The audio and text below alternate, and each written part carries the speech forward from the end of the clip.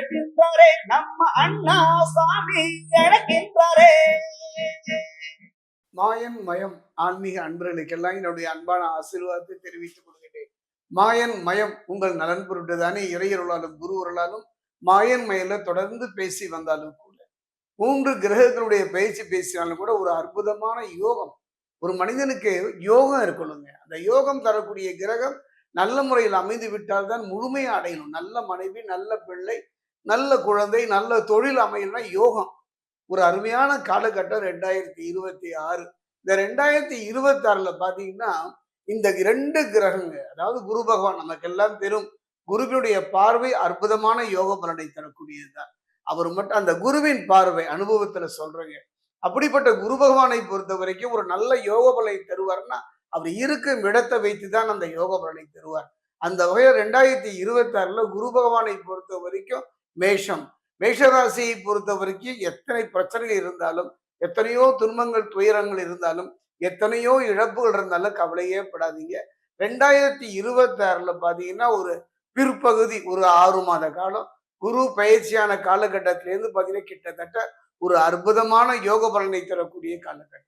என்னன்னு பாத்தீங்கன்னா குரு பகவானை பொறுத்த வரைக்கும் மேஷத்தை பொறுத்த வரைக்கும் 4ல சுககுருவாக இருக்கின்றார்.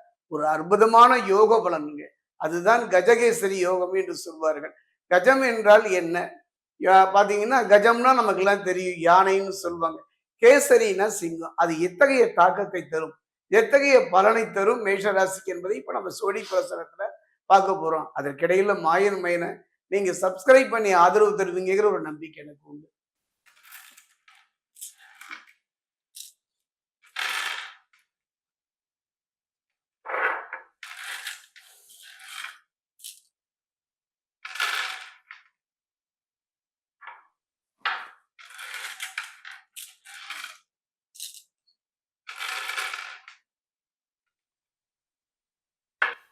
மேஷராசி அன்பர்களே, இந்த கஜகேசரி யோகம் என்று சொல்லக்கூடிய யோகம், அதாவது இது பாத்தீங்கன்னா சோடி பிரசன்னம்.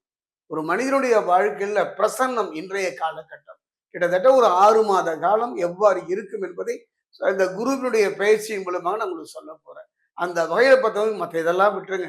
சனி பகவானோ மற்ற கிரகங்களுடைய நிலையெல்லாம் விட்டுட்டு ஒன்றை மட்டும் கவனமாக கொள்ளுங்கள். அந்த வகையில் பார்க்கும்போது மேஷராசியை பொறுத்த வரைக்கும் கஜகேசரி யோகம் என்று சொல்லக்கூடிய அற்புதமான யோக பலனை நீங்கள் முழுமையாக பெற போகின்றீர்கள். காரணம் என்னன்னு பாத்தீங்கன்னா குரு பகவானை பொறுத்த வரைக்கும் 4ல பாத்தீங்கன்னா சுக குருவாக அமைகின்றார். அற்புதமான ஒரு வாழ்வு. எதை பற்றியும் கவலைப்படாதீர்கள். நம்பிக்கை, அந்த நம்பிக்கையை தரக்கூடிய ஒரு அற்புதம் நமக்கெல்லாம் தெரியும்.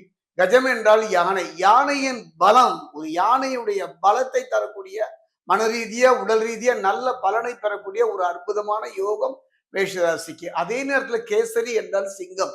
சிங்கத்தின் பலத்தை விட அந்த கர்ச்சனை, இது வரைக்கும் சோர்ந்து போய் வாழ்க்கையில கலங்கி போய் என்ன செய்வோம் என்று கலங்கி உங்க வாழ்க்கையில ஒரு அற்புதமான யோகம் தான் இந்த கஜகேசரி யோகம். இந்த முழுமையான யோக பலனை அனுபவிக்கக்கூடிய அருமையான ஒரு காலகட்டத்தில் நீங்கள் இருக்கின்றீர்கள். கவலைப்பட வேண்டாம். அதே நேரம் 2 சுபகிரகங்கள் கடகத்துல பாத்தீங்கன்னா குரு உச்சம் பெறுகின்றார். அதுவும் ஒரு அற்புதமான ஒரு யோக பலனை தரப்போகின்றது. அது மட்டும் கிடையாது, அவர் பாக்கியாதிபதியாக இருப்பதனால நல்லங்க. இது வரைக்கும் சிக்கல், பிரச்சனை, துன்பம், துயரம், சங்கடம் அத்தனையும் மாறுகின்ற ஒரு அருமையான ஒரு காலகட்டம் மேஷராசிக்கு. அதே நேரத்துல ஒரு சின்ன சின்ன விபத்துகள்னு சொல்லுவாங்க. அதாவது நீண்ட தூர பயணங்கள் போகும்போது, இரவு நேர பயணங்கள் போது கவனமா இருந்துட்டா மட்டுமே போதும். அதே நேரத்துல பாத்தீங்கன்னா தனகாரன் அதோடு சேர்ந்திருக்கார். யாரோடு? குருவோடு தனகாரனும் சேர்ந்திருந்தாலும் கூட அருமையான லாபத்தை தரக்கூடிய அருமையான சந்தர்ப்பமாகும். யோககாரகன் என்று சொல்லக்கூடிய ராகு, ராகு சாதகமாக இருக்கின்ற ஒரு அருமையான காலகட்டம். இந்த ராகு சாதகமாக இருப்பதனால இந்த கஜகேசரி யோகத்தை முழுமையாக அனுபவிக்கக்கூடிய ஒரு அற்புதமான காலம், பொற்காலம் மேஷராசிக்கு. பகை விலகும். இது ஒன்று போறாதா? இந்த பகை எப்படியெல்லாம் நம்ம வாழ்வுக்குள்ள வரும்? உறவா வரலாம், நண்பனா வரலாம். சமயத்துல பாத்தீங்கன்னா மனைவி கணவன் இருவரும் கூட ஒருவருக்கு ஒருவர் பகையாக மாறுகின்ற காலம் கூட இந்த காலகட்டத்தில் அமைதியை பார்க்கின்றோம். பகை இல்லாத ஒரு வாழ்வை தரக்கூடிய ஒரு அற்புதமான யோக பலன் தான் இந்த கஜகேசரி யோகம். இந்த முழுமையான பலனை மேஷராசிக்கு பெறுவீர்கள். அது மட்டும் கிடையாதுங்க, மனம் விட்டு பேச அருமையான சந்தர்ப்பம். மனம் விட்டு பேசுதல் கணவன் மனைவி உறவுக்கு மட்டுமல்ல, முதலாளி தொழிலாளி மட்டுமல்ல, வாழ்க்கையில எதையுமே மனவிட்டு பேசுகின்ற சந்தர்ப்பம் இல்லாமல் தயங்கி தயங்கி வாழ்ந்த வாழ்க்கை மாறுகின்ற ஒரு அருமையான சந்தர்ப்பம் இந்த யோக பலனை தரும். நிறைய இழப்புகள் தொழில வாழ்க்கையில இருந்து வந்த இழப்புகளை எல்லாம் நீங்கள் ஈடு செய்கின்ற வகையில இந்த கஜகேசரி யோகம் மேஷராசிக்கு அமைகின்றது.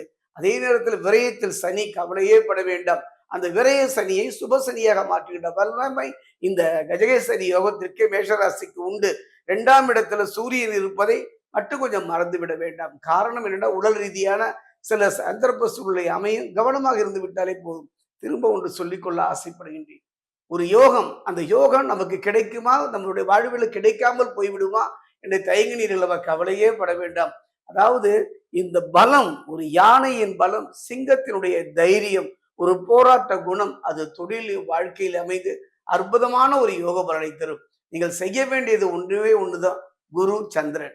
இந்த குரு சந்திரன் இந்த 2 பேருமே ஒரு அற்புதமான ஒரு நிலையில் இருப்பதனால, நல்ல யோக பலனை தருவதனால, மேஷராசிக்காரர்களை பொறுத்த வரைக்கும் திருத்தணி பாதசனீஸ்வரர் ஆலயத்துல குரு பகவானுக்கு என்று ஒரு அற்புதமான ஒரு நிலை ஆலயம் அமைந்திருக்கின்றது. அதுதான் பிரகஸ்பதி. அங்கு செல்லும். அங்கு எப்ப போகணும் அப்படின்னு பாத்தீங்கன்னா, பௌர்ணமி நாட்கள்ல அங்கு சென்று வழிபடுவது அற்புதமான கஜகேசரி யோகத்தினுடைய முழுமையான நற்பலனை மேஷ ராசிக்கு பெற்றுத்தரும்.